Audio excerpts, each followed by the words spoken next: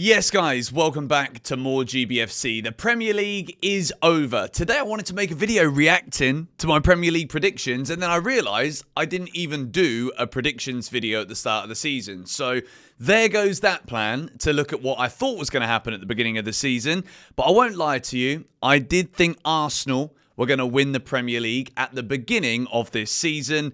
And this is what the table finished like. The Champions League places, it was an incredibly eventful final day. We're going to break it down today. We're going to look at how Newcastle, Villa and Forest all managed to lose on the final day. But Newcastle, despite being beaten, still managed to get Champions League football. Liverpool drew with Crystal Palace on the final day of the season. They are the champions, 10 points ahead of Mikel Arteta's Arsenal. Pep Guardiola finishing only 3 points behind Arsenal in the end. Chelsea, I'm delighted with this. Obviously, you guys know I'm a Chelsea fan. Chelsea finished 4th on 69 points.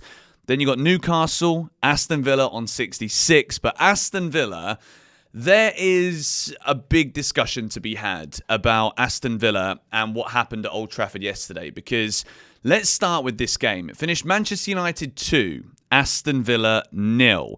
This is pretty much what happened in the game. Amad Diallo in the 76th minute opened the scoring for Man United, and then Christian Eriksen scored to make it 2-0. But this doesn't tell you the story, because Emi Martinez, Aston Villa's goalkeeper, in what was probably his final game for the club, he's got himself sent off.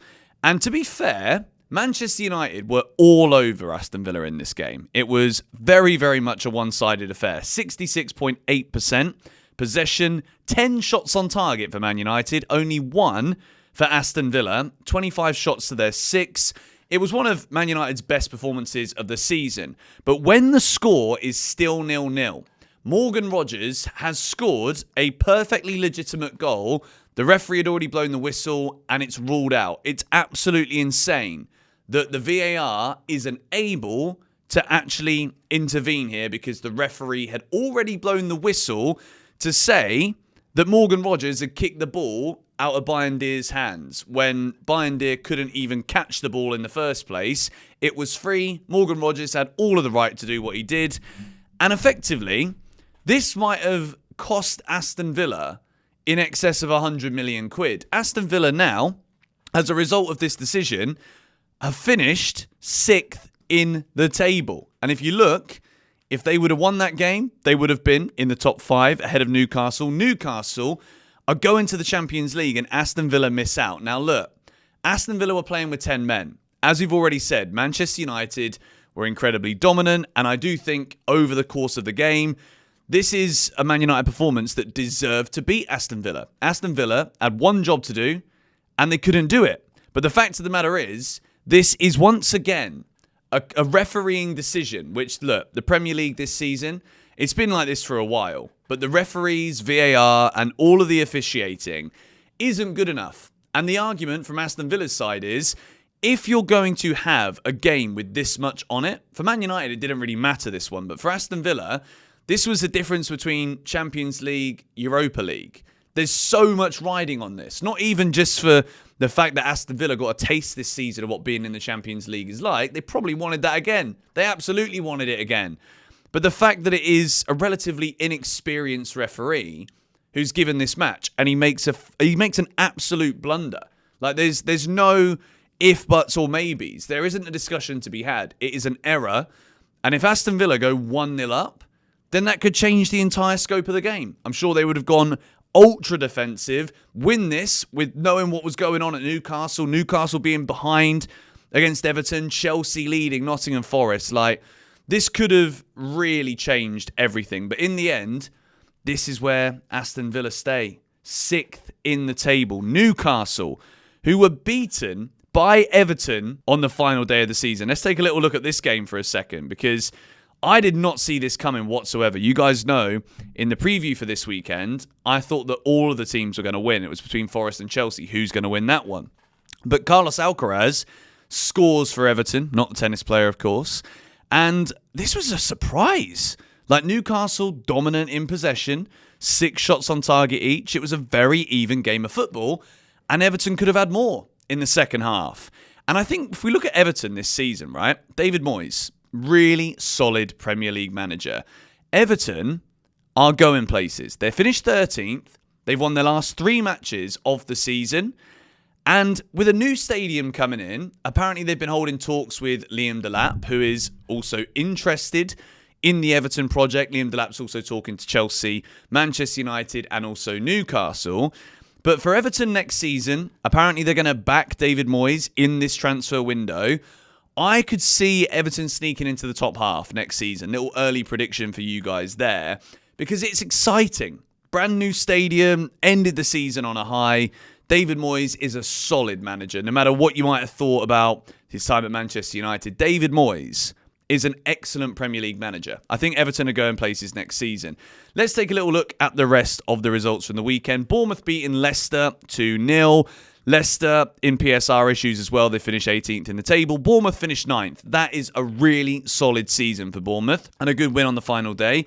Man City beating Fulham away 2-0. Gundogan with an overhead kick and Erling Haaland on the score sheet. West Ham ending the season with a win. That sees them finish in 14th place ahead of Manchester United, Wolves and Tottenham. And they won 3-1 at Ipswich, who again, really, really poor. Liverpool Crystal Palace, the league winner and the FA Cup winner. Man United beat Aston Villa. Nottingham Forest versus Chelsea. I'll touch upon it for a little bit. This end of season form for Forest, I've been saying it on this channel the whole time. Incredibly impressive what they've done this season. But all in all, they didn't have the legs to last until the very end. And even yesterday, like they had a lot of chances. Chris Wood had multiple chances that on any other game week, he would have converted those. But I think for Forest, it was just one step too far. And even if they would have got a draw yesterday against Chelsea, they would have finished ahead of Aston Villa on goal difference. So Forest will be unhappy. It's Conference League for them next season, but maybe that's a positive. Maybe it's a lesser competition. They could actually look at it and be like, we could go and win this. Because even if their league form isn't as great next season, if Nottingham Forest can go ahead and actually win the Conference League, then they're in the Europa League. So I think that's a great competition for them to be in. Rest of the results, Arsenal 2-1 winners away at Southampton. Martin Odegaard, who's had a very poor season, to be fair, scoring a late winner for Arsenal. Southampton, to be fair to them, they got the draw against Man City, nearly got a point against Arsenal at the end of the season, but they've just been awful, haven't they? Let's be real. And then the other matches, Brighton winning 4-1 away at Spurs. Like, Tottenham are back straight away to what we would expect from them. But to be fair, I'm not going to criticise them too much because, look, they've just won a trophy. They've been partying all flipping week. Jack Hinchelwood scored 2. Matt O'Reilly with a penalty. Diego Gomez. It's a capitulation at the end. They're 1-0 up at half-time too. But for Spurs, I don't really think it matters, to be honest. I think Ange Postecoglou has probably done enough just by winning that trophy to actually stay in a job. And if for whatever reason you are a Tottenham fan watching this video, I don't think there's many Spurs fans that will watch more GBFC. But what do you think, right? Because he's got that trophy. You're in the Champions League. Yes, you finished 17th, but I think there's a lot of credit that needs to go to Ange. Because if you're going to go and literally commit to just not really caring about the Prem and going for a trophy, if you don't win that trophy, it's an absolute catastrophe. It is a Class A disaster, like it is for Manchester United right now. But the fact he's won it means that I don't think there's any Spurs fans that are too disappointed about being beaten 4-1 at home to Brighton on the final day of the season. Wolves won, Brentford won was the final game. And let's just take another look at the league table. So Southampton, Ipswich and Leicester all relegated. That was done weeks ago. Spurs finished 17th in the end with a negative goal difference. Wolves, they petered off towards the end of the season. 3 defeats in their last 4 games. They finished 16th. Man United 15th. I think that looks slightly better for them than finishing 17th. West Ham 14th. Everton 13th. Crystal Palace, as usual, 12th. But a very solid end to the season for them, winning the FA Cup as well. Fulham 11th. Good season. Brentford 10th. Very, very good season for them. Also, Brian Mbeumo, by the way, 27 goals and assists. What an incredible player. What a season for him. Bournemouth finishing 9th. Brighton, really good end to the season for Brighton. They came into good form at the end there. You can see some great wins here. Beating Liverpool, beating Tottenham, and beating an informed Wolves. Forest 7th, Villa 6th, Newcastle 5th, Chelsea 4th, Man City 3rd, Arsenal 2nd, Liverpool 1st. This summer is massive because the gap here between Liverpool and Arsenal and Liverpool and the rest is huge. But for Liverpool to not get any wins in their last 4 matches and yet still be 10 points clear at the end of the season suggests to me that Liverpool have been a class above everybody else in the league this year. And it's up to Arsenal, Man City, Chelsea, Newcastle, these Champions League teams. They're going to all have to spend big. I think Man City will absolutely do that, regardless of what happens with their flipping 1-1-5. Who knows? Arsenal obviously going to spend big too. Chelsea, will we buy the right players? We'll have to wait and see. But next season, I think this is going to be really, really close. Liverpool are going to sign Florian Wirtz too, which would be an unbelievable signing for them. Liverpool being smart with their business. Kirkesh, I think, is a great player. Frimpong, excellent. Wirtz, excellent. So yeah, we move into next season, and I will make sure I do a Premier League prediction for next season because I was so excited to film a reaction to my prediction today, and then I realised I didn't even post anything.